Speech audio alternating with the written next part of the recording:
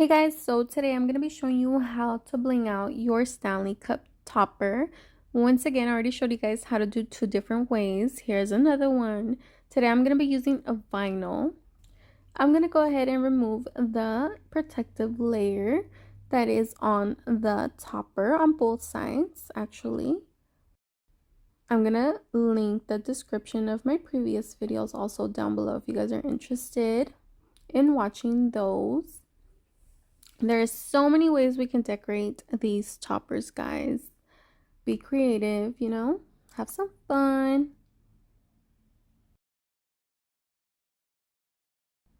And here it is. I have my topper ready to go. I'm actually going to go ahead and file it down only on one side because I do want my rhinestones to hold. Okay, I want them to last a long time. So this is going to help that process. You know what I mean? It's going to help them stick on. Once I am done filing it down, I'm going to go ahead and clean it up with an alcohol wipe.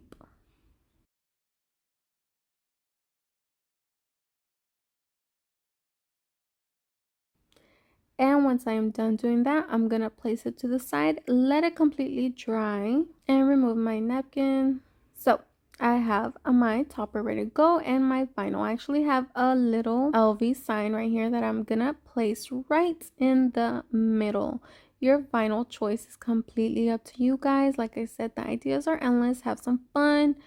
You can put your name on it, do a little smiley face, a little character, whatever it is, guys. I'm just showing you a very simple one just so you guys can get the idea. I'm going to go ahead and press it on to the topper and then remove the transfer tape.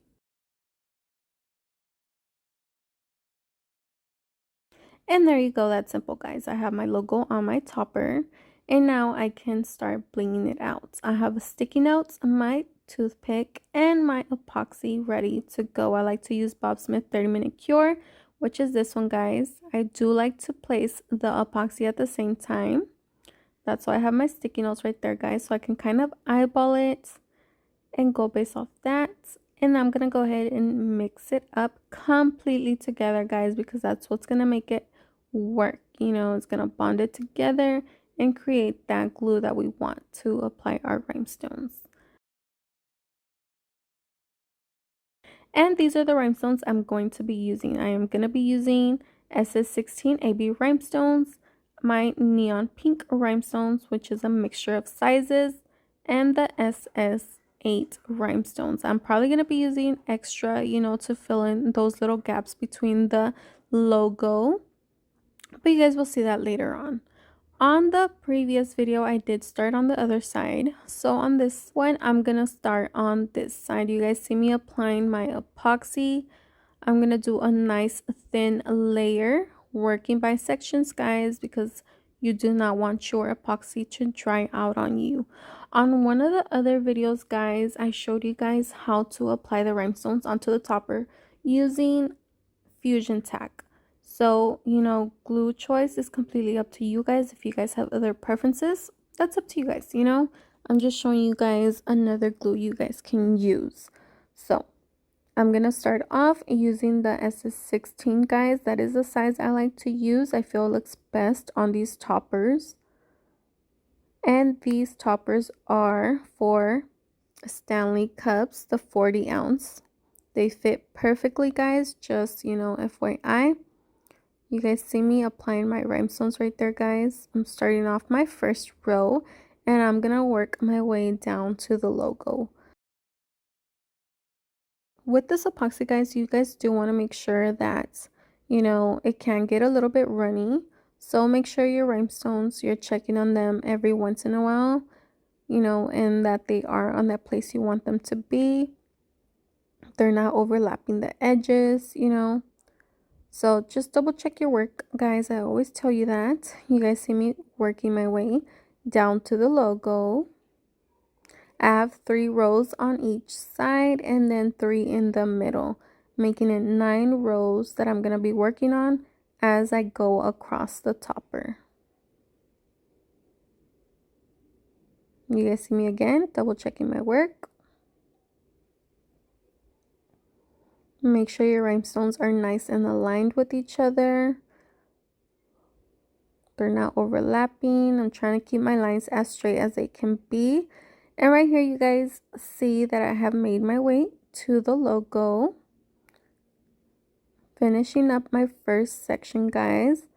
I am applying those 16s as far as I can go without overlapping to the logo, guys. That's very important. You don't want, your rhinestones overlapping. You want them to fit perfectly. If I see that they don't fit, you guys see me stopping right there.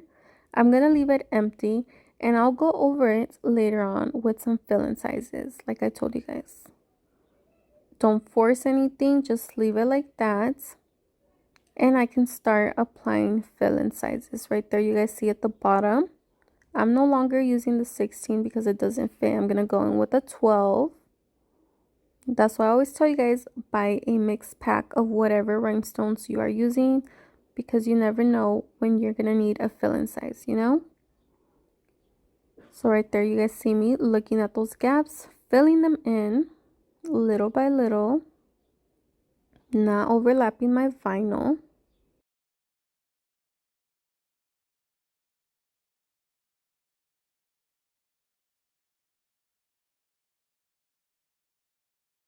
Double checking my work, make sure my rhinestones are not sliding off. And another thing, guys, I did try to do these toppers with Sharpie, just in case for the few of you guys that don't have access to vinyl, I did try it with Sharpies, but I feel like the Sharpie wasn't really working with the topper, with the acrylic topper. So I do have Posca markers that I love to use. I would recommend using, something like that if you guys have some, or just use vinyl. You know what I mean? It's going to give you that base that you want. I did talk about it a little bit in my previous video, the one where I do the Jack Skellington one. If you guys want to check that video out, it's also going to be linked down below. But yeah, so you guys see me right here. I'm starting to fill in the logo with the hot pink rhinestones using my mix pack. And based on the size of the vinyl, that is the size of rhinestone I'm going to be using. I don't want my rhinestones overlapping the vinyl. I want them to stay in the vinyl, so it looks clean and neat. And then you guys can see once I am applying those rhinestones, the pink ones, you guys can still see I do have a few gaps where I can fill it in with the AB that I am going to do in a few minutes. But I do want to finish off this part of the logo because this is my first section that I am doing on the topper.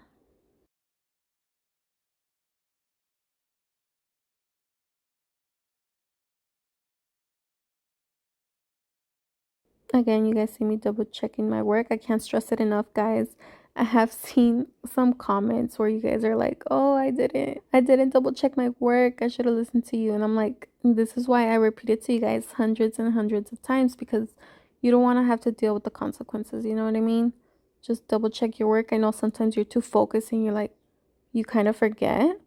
It happens to me. It happens to the best of us. So it happens. But I mean, that's why I always tell you guys, double check your work.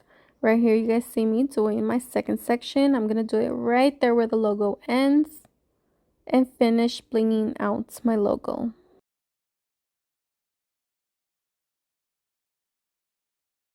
This is such a cute DIY craft to do, guys, for your Stanley. I already showed you guys how to bling out your Stanley cups also. The handle, the logo, I have showed you guys how to do your whole Stanley cup. So if you guys haven't seen those videos, go look for them in my playlist. I'm pretty sure you guys will love them.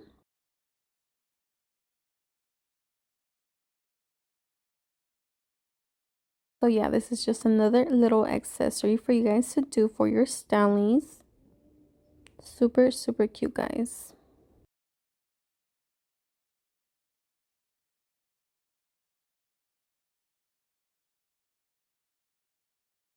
I know some of you guys told me you're done with Stanleys. You're like, move on to the Starbucks cups again, please. Thank you. But I just wanted to show you guys, to the few of you guys that still like Stanleys,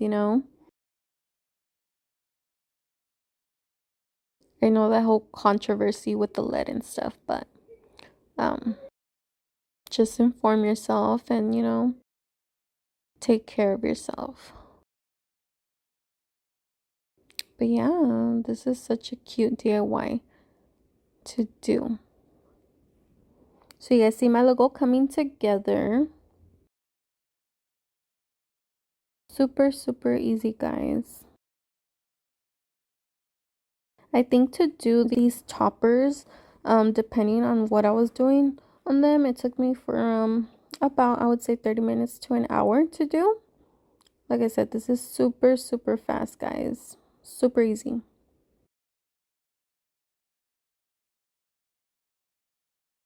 And since I am done blinging my logo, I'm going to go ahead and fill in those gaps. Like I told you guys, don't force any size that's not going to fit on there, because you don't want it popping off later on. Make sure your rhinestones stay, on the topper. They're not overlapping the edges. Check your placement.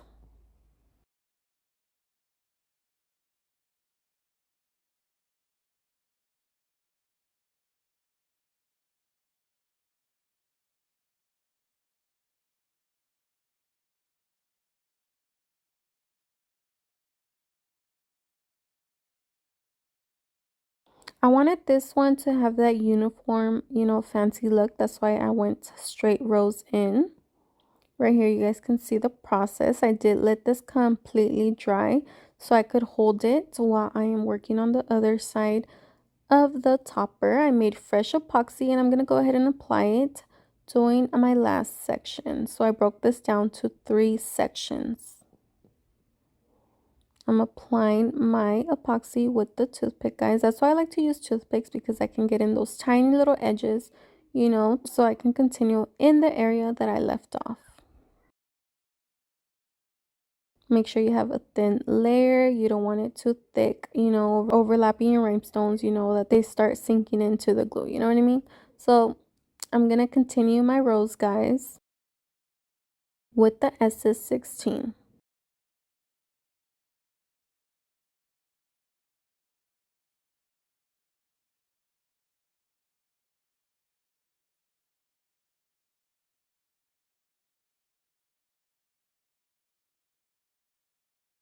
Right there, you guys see me doing my edges.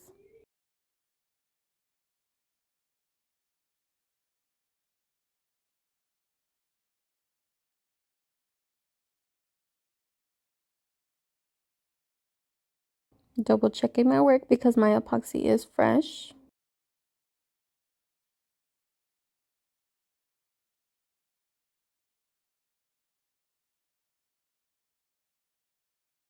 I'm going to go close right there to the logo.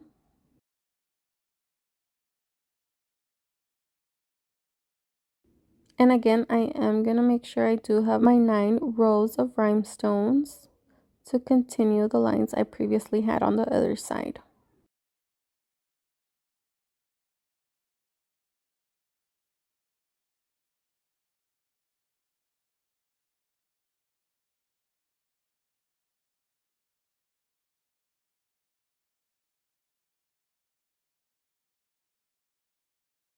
Double checking my work.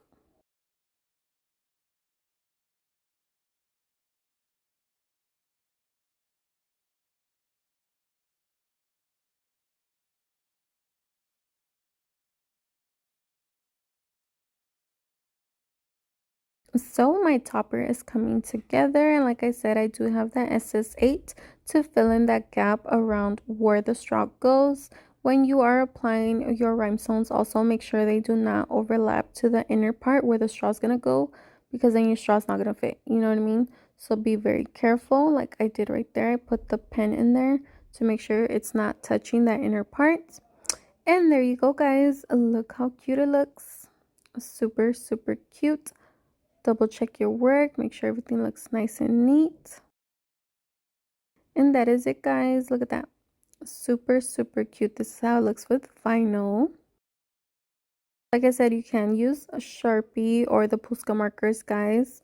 This is how it looks with the vinyl, like I said. And then I did do one with the Sharpie, guys. Let me show you guys how it looks so you guys believe me. So you see how it looks? It's too see-through. I didn't like how it looks, guys. Look at that. So I would suggest using Posca markers or the vinyl. And there you guys go. Super easy and super cute, guys. Thank you guys so much for watching. Like and subscribe. I hope you guys enjoyed this video. And I'll see you guys in the next one.